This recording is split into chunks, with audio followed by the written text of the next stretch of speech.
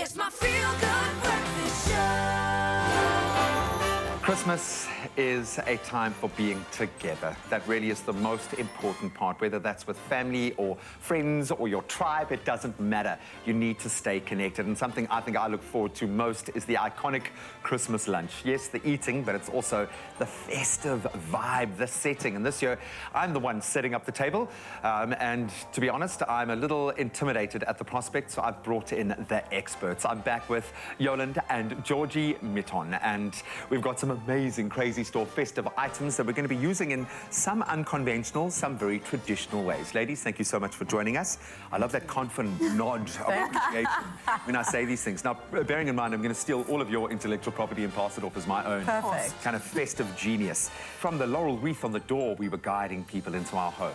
Where do we start when dressing our festive table?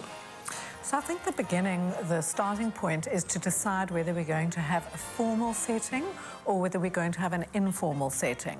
So the formal setting traditionally would be laying the table with your places around or on the outskirts of a table, and then doing a lavish centerpiece or a pared back centerpiece or just a fun centerpiece with the likes of. One can use this wreath again, because that's our theme, that's our little story, our thread that takes us through, and it could be placed in the center of the table with our flashing little Christmas heart. How cute is the house? Actually take a moment here and appreciate. Look at it. Yeah, beautiful, lights up, available from Crazy Store. So we love those. That could be in the center. Then we've got these beautiful little tea lights. Shedding accessories. Those shedding accessories. And George? Speaking of which, you can even use their solar-powered garden stakes. If you just rotate this around, you could actually turn them on and have them on your table as your load-shedding Christmas accessory light. Oh, that is awesome. Yeah, you could accessorize. They've got these beautiful wine cork LED lights that you can accessorize with any kind of open, empty bottle. You can clean it, and then you can put your little Santa's hat to hide the mechanism there. You can even do it as you go. So as you empty your bottle, exactly, you can just rinse it out and then put that in. How do we introduce cozy notes? How do we create that warmth? So I think with cozy notes, it's about color and it's about texture, about layering up. So we've got different kinds of tinsels that the Crazy Store sell, an abundant Every supply. kind of tinsel, pretty much. Yeah. So we are spoiled for choice when it comes to tinsels. So we've kind of got our traditional tinsel. George, drape yourself in it, you can wear it, yeah? Or we've got our sequin tinsel, which I think is quite beautiful. Yeah. And then this could or your be... loose tinsel. Or your loose tinsel. And this could also be kind of used in your center of your table. If it's a circular table, in that way, or one can actually thrash it out. And this kind of feels like an expression of abundance. Yes. You know, it's like a pile of gold on my table. Imagine arriving, and that's how your place setting looks. It just looks spectacular. You used the word earlier, magical. Yeah, magical. So you can actually kind of defragment this and scatter it across your table, which is beautiful because it's got its own bling. Yeah, completely. And its own light. And it's quite bougie. Yeah, I quite also like that. bougie. Absolutely beautiful. I think you guys are notorious for doing things differently. You were joking about taking like a stick out of the garden and dressing that up. But you can think in a different way. And often those can be the major talking points at your table or any kind of center of decoration. How would you introduce different things? So obviously we've got our outdoor lights being used as a swizzle stick, I think is absolutely beautiful. But what would be the advice for injecting something different or having a little bit of fun, as you said earlier, to express your vibe, your style? So I think that it's quite a nice thing to do is to make your Christmas table or your festive table an interactive table. So what I've done in the past is you buy beautiful plan printing rolls of white paper, and then you would actually run that down as the runner on your table. And then you can have crayons, you can have beautiful Sharpie Cokies, you can have sticks of charcoal, which becomes interesting because we draw. And then what do you do for the kids?